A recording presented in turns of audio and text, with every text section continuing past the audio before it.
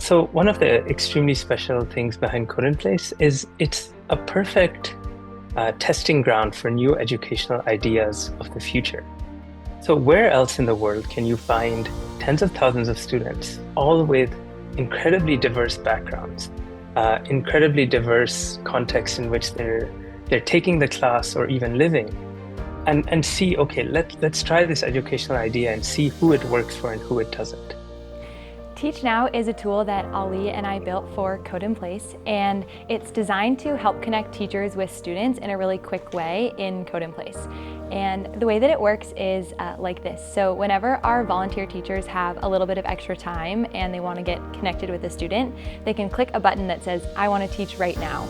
And what our system will do is find a student in Code in Place who's working on one of their assignments, and it will offer them to meet with a teacher right at that moment. And if they click yes, it will put the two of them into this Zoom room where they can look at what the student's working on, they can talk to each other over Zoom, they can talk in a chat as well.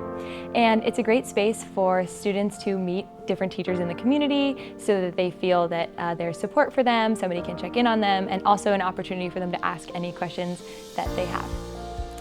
So we studied these Teach Now sessions in a Code in Place course, and what we found was that if a student had even one Teach Now session, they were significantly more likely to complete the course compared to people who weren't offered any Teach Now sessions.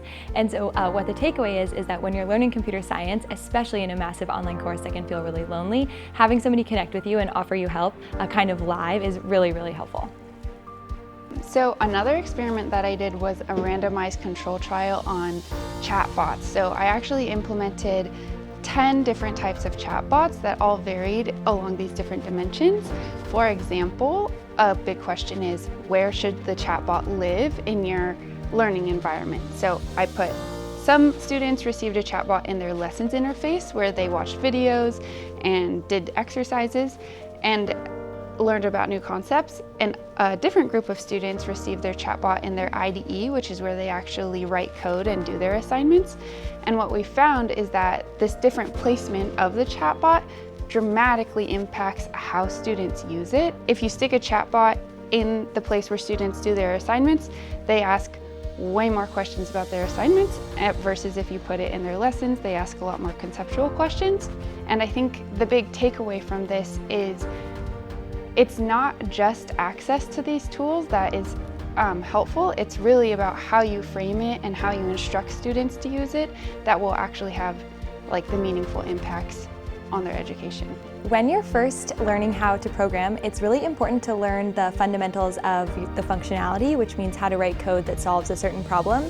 And it's also important to learn how to write program that has really good style.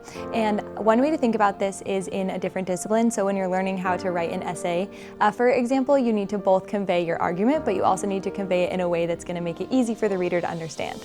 So when you're teaching people how to program, we have these same principles. You need to use variable names that are going to be easy to understand. Your code needs to be written in a way that's easy to follow. And all of these things are more stylistic principles that we want to teach people when they learn how to code. So one thing about style feedback is that it takes a lot of time to give to students, especially new students when they're learning how to program. And one thing that we were wondering in Code in Place is if we could use generative AI to help us give this feedback at scale. So when we ran this experiment, we had two groups of students. The first group of students got their feedback from generative AI immediately. So right when they ran their program, they could view that feedback and incorporate it. And the second group of students had to wait a week to view their style feedback. So then we looked at these two groups and we wanted to understand how they incorporate their feedback. And we found that the groups of students who were able to see their feedback immediately were much more likely to incorporate these style edits and go on to write better code stylistically in the future compared to those who viewed their feedback a week later.